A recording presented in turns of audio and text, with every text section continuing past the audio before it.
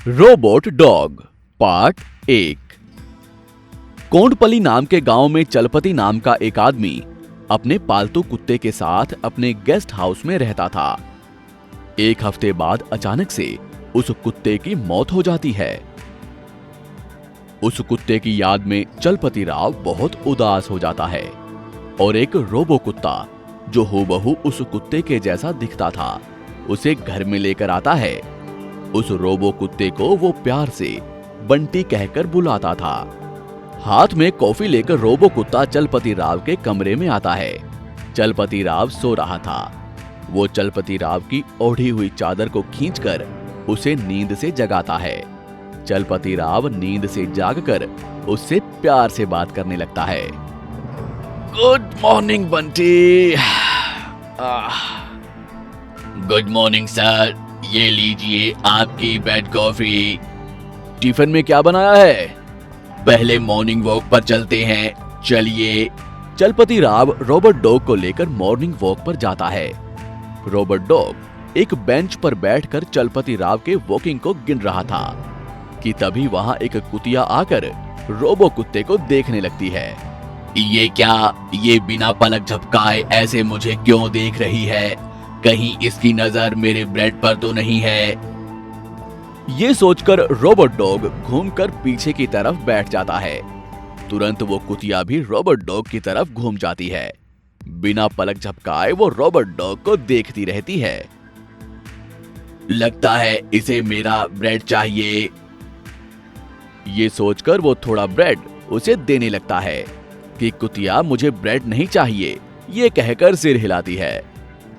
क्या नहीं चाहिए तो फिर क्या चाहिए? ये कहते ही वो सफेद कुतिया फिर से भौंकने लगती है।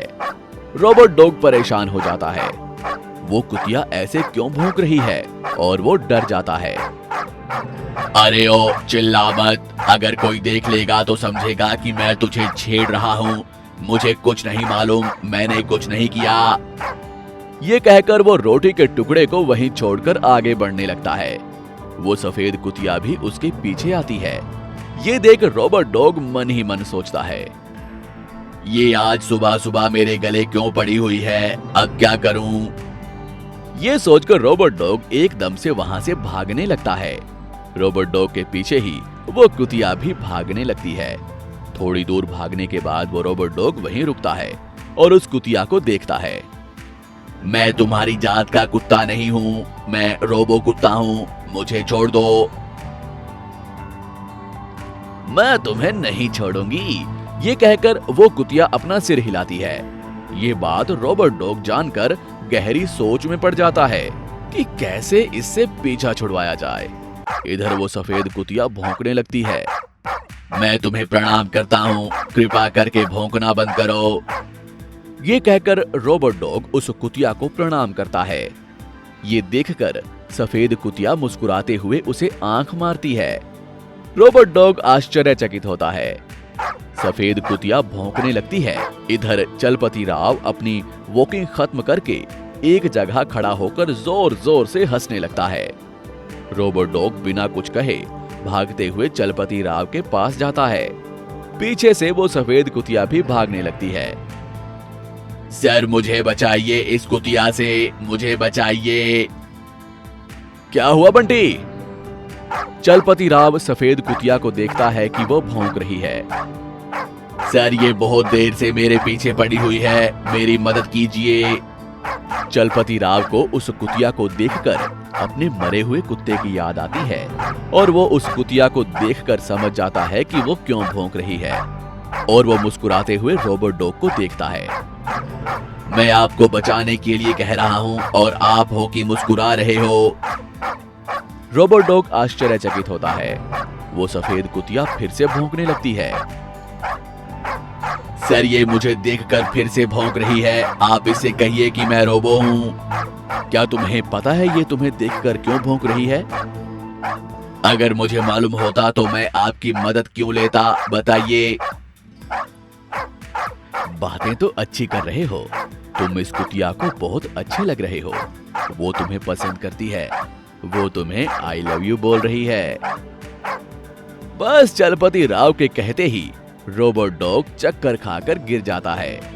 रोबोट डॉग को सफेद कुतिया अपनी जीभ से चाटने लगती है। ये देख चलपति राव हंसने लगता है। मॉर्निंग वॉक खत्म करके चलपति राव घर आकर फ्रेश हो जाता है और खाना खाने के लिए डाइनिंग टेबल पर बैठता है। रोबोट डॉग सब कुछ लाकर टेबल पर रखता है। बंटी, फिर से इडली? आपकी सेहत का ख्याल रखना मेरी जिम्मेदारी है, इसलिए आपको ये खाना ही पड़ेगा। बंटी, तुम क्यों मुझसे इतना प्यार करते हो? कभी ना कभी ये सारी जायदाद आप मुझे ही देंगे ना, इसलिए। हाँ जरूर, एक काम करो, तुम उस सफेद कुतिया से शादी कर लो। आपकी जायदाद भी मुझे नहीं चाहिए और ना ही वो सफेद कुतिया। आपको और आपकी कुतिया को प्रणाम। ये सुनकर चलपति राव हंसता है और खाना खाकर अपनी कार में बाहर चला जाता है। रोबोट डॉग घर का सारा काम खत्म करके टीवी ऑन करता है। टीवी में न्यूज आ रहे थे। शहर में दिन ब दिन चोरियां बढ़ती जा रही हैं। घर में किसी को ना पाकर वो चोर आराम से चोरियां कर रहे हैं। घर में अकेले इंसान को पाकर भी वो चोरियां कर रहे हैं।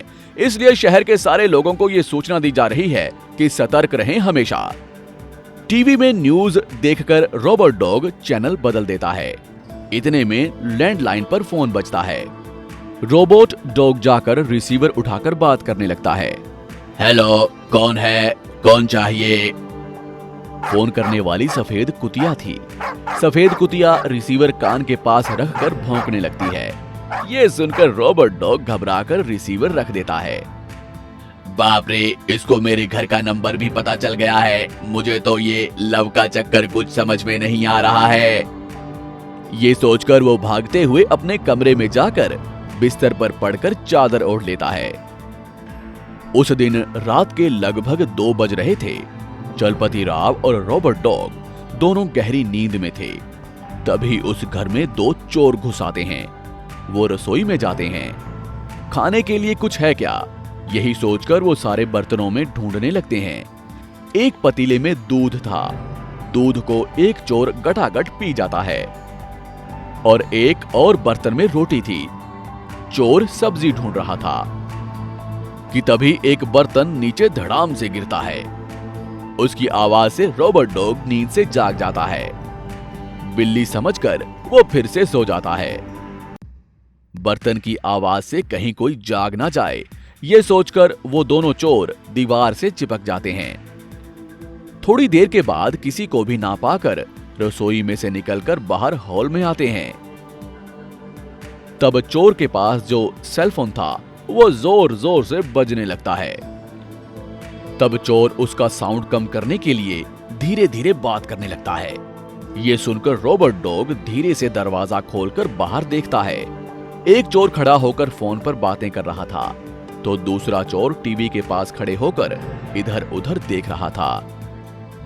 आज सुबह ही तो टीवी पर देखा था, सीधे हमारे ही घर आ गए ये चोर। मुझे पता था ये लोग आएंगे, इसलिए मैं अपनी सावधानी में हूँ। यही सोचकर बिना आवाज किए बेडरूम के पास जाकर कुछ गोलियां लेकर दरवाजे के पास आता है। इधर चोर फोन पर बात कर रहा था, दूसरा चोर इधर उधर देख रहा था। रोबोट डॉग चुपके से अपने पास रखी हुई गोलियां धीरे से जमीन पर डाल देता है। सारी गोलियां फोन पर बात कर रहे चोर के पास आ जाती हैं। उसका फोन में बात करना खत्म होता है और वो आगे बढ़ता है। इस बात से अनजान की जमीन पर गोलियां हैं और वो उन गोलियों पर फिसलकर धड़ाम से नीचे गिर जाता है। उसकी नाक जमीन से टकराती है और वो दर्द के मारे चीखने लगता है। तभी कहीं उसकी आवाज से कोई जाग ना जाए। वो अपना हाथ मुंह में रखकर जोर से कतर लेता है। दरवाजे के पीछे खड़ा हुआ रोबोट डॉग ये देखकर मुस्कुराता है। टीवी के पास खड़ा हुआ चोर चाकू निकालकर चलपति राव के कमरे की ओर बढ़ता है। ये क्या? ये चाकू पकड़कर सर के कमरे के पास जा रहा है, अब मैं क्या करूं? वो घबराकर सोचने लगता है कि तभी उसे बेड के पास टेबल पर केले दिखाई देते। उन्हें लेकर दरवाजे के पास आता है। एक केला निकालकर चोर के ऊपर फेंकता है, पर वो केला चोर को नहीं लगता और नीचे गिर जाता है। चोर चलपति राव के कमरे की ओर बढ़ रहा था। दरवाजे के पास खड़ा रोबोट डॉग ये देखकर आश्चर्यचकित होता है। क्या रोबोट डॉग अपने मालिक को बचा पाएगा? ये देखते हैं अगले भाग में। आपको हमारी ये कहानी कैसी लगी हमें कमेंट बॉक्स में जरूर बताएं। और यदि आप ऐसी ही और भी कहानियां सुनना चाहते हैं तो हमारे चैनल को सब्सक्राइब करना ना भूलें। शुक्रिया।